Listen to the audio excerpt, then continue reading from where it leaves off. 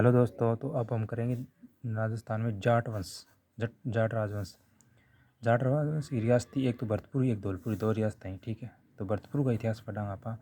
भरतपुर में जाट राजवंश का शासन था। ठीक है, गोकुला 1669 ईस्वी में तिलपत के गोकुला ने मथुरा के आसपास के जाट किसानों के साथ औरंगजेब के खिलाफ विद्रोह किया था, लेकिन औरंगजेब ने इस विद्रोह को दबा दिया।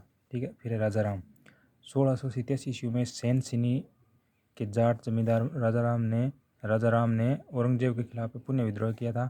सिकंदरा में अकबर के मकबरे को लूट लिया तथा उनकी हड्डियों को जला दिया था। औरंगजेब ने इस विद्रोह को भी दबा दिया। फिर चूड़ामन थुण में किले का निर्माण करवाया था। फिर बदन सिंह स्वाई जय सिंह की सहायता से डींग का राजा बना। डींग बेर व कुमेर के किले का निर्माण करवाया। इंपॉर्टेंट है, डींग बेर व कुमेर के किले का निर्माण किसने करवाया था? बदन सिंह ने करवाया था। फिर भरतपुर में सूरजमल अगला शासक। भरतपुर के जाट राज्य का वास्तविक संस्थापक इम्पोर्टेंट है सूरजमल जाटो। ठीक है, जाटों का प्लेटो और जाटों का अफलातुल भी से कहा जाता है। डींग में जल महलों का निर्माण करवाया था। ठीक है, डींग को जल महलों की नगरी भी कहा जाता है। भरतपुर में किलों का निर्माण करवाया था। भरतपुर में प्रशासनिक सुधार किए तथा योग्यता आधारित नौकरशाही का गठन किया था। भरतपुर में कृषि सुधार भी किए थे। इस समय भरतपुर को 1,75,00,000 रुपये भरतपुर की आय 1,75,00,000 रुपये थी। पानीपत के तीसरे युद्ध के दौरान 1761 ईस्वी में मराठा सेना जब वापस लौट रही थी तब उन्हें भरतपुर में शरण दी थी। ठीक है, दिल्ली पर आक्रमण किया तथा वहाँ नूरजहाँ का झूला लेकर आए थे तथा डींग के जल महलों में लगवाया था।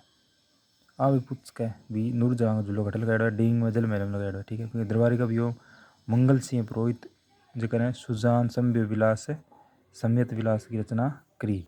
उसके बाद आता जवाहर सिंह, दिल्ली पर आक्रमण किया, वहाँ से अष्टधातु के दरवाजे लेकर आए, उन्होंने भरतपुर किले में लगवाए। इस जीत की याद में भरतपुर को जवाहर बुर्ज का निर्माण करवाया। कालांतर में जवाहर बुर्ज में भरतपुर के राजाओं का राज तिलक किया जाता था।